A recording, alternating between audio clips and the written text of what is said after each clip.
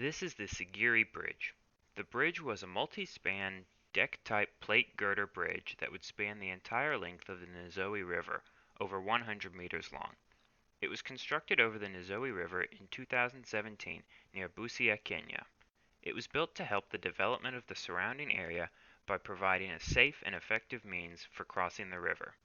Over the last 50 years, there have been numerous crossing accidents prior to the bridge's construction. Several of these crossing accidents resulted in death and severe injuries. The need for a bridge over the Nzoia River was growing increasingly popular, and the government eventually decided to step in and take action. The decision was made to construct the Sigiri Bridge over the Nzoia River. It was built by the Chinese Overseas and Construction Engineering Company and was initially projected to cost $12 million. Unfortunately, the project did not go as planned. The Sigiri Bridge, it is probably safe to say, was a bridge over troubled waters.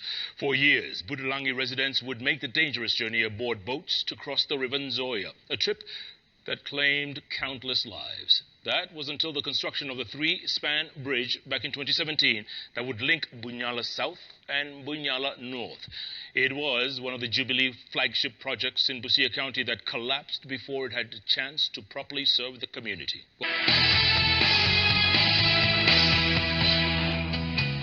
Just a year after President Uhuru Kenyatta began serving his first term, he attended a funeral for a student who was a victim of a boat tragedy along the River Nzoia. The boat carrying 10 other people capsized on the river, killing everyone on board. The boat accidents were common in the area due to residents crossing the River Nzoia, the treacherous affair costing countless lives over the years. As a result, the president directed the Ministry of Transport and Infrastructure to ensure work on a bridge began. Residents of Budalangi walked to the site of a bridge that had collapsed. Just weeks to its completion date, the Sigiri Bridge came tumbling down. The cause of its collapse unknown. The 1.2 billion shilling government-funded bridge, which was being constructed by Chinese Overseas Construction and Engineering Company, collapsed early Monday.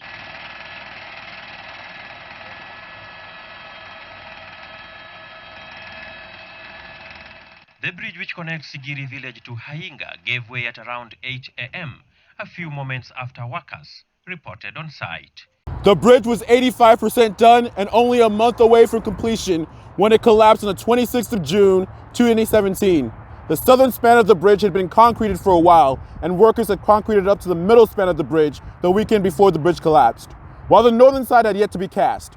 Workers at the site told investigators that the fault was due to a lack of balance and possibly that the rush in construction may have denied the concrete sufficient time to cure, leading to the collapse. The collapse led to the bridge opening a year later than planned and greatly increased the cost of the project. The bridge was built as a part of President Uhuru Kenyatta's Chinese-funded infrastructure plan right before election season in Kenya. The infrastructure project also included a $3.8 billion railway that's also funded by the Chinese.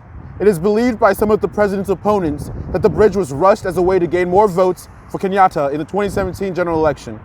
The price of the bridge was also very high for a bridge of its size. There was a bridge of a similar size over the same river that cost only $1.2 million to build.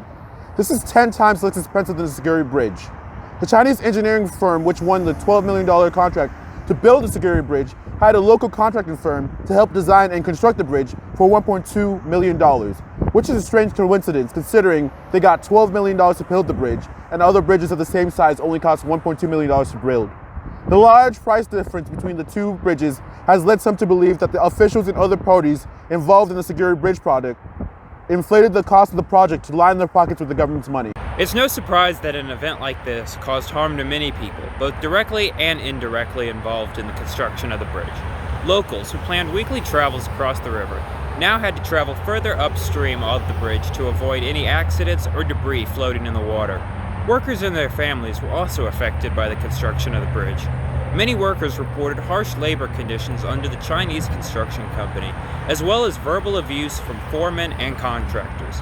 Unfortunately, several workers were harmed during the bridge's collapse and were not compensated for the damages.